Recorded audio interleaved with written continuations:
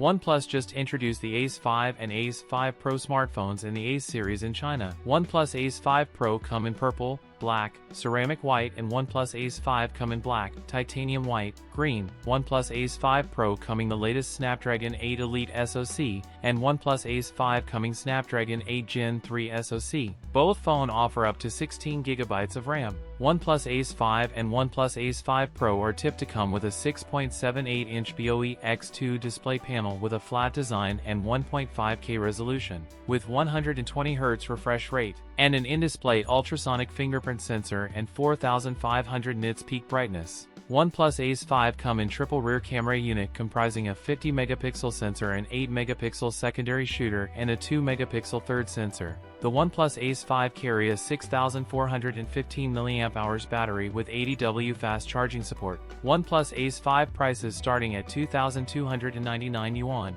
That's it for today's video. If you enjoyed it, don't forget to like, comment, and subscribe for more content. Thanks for watching, and I'll see you in the next one.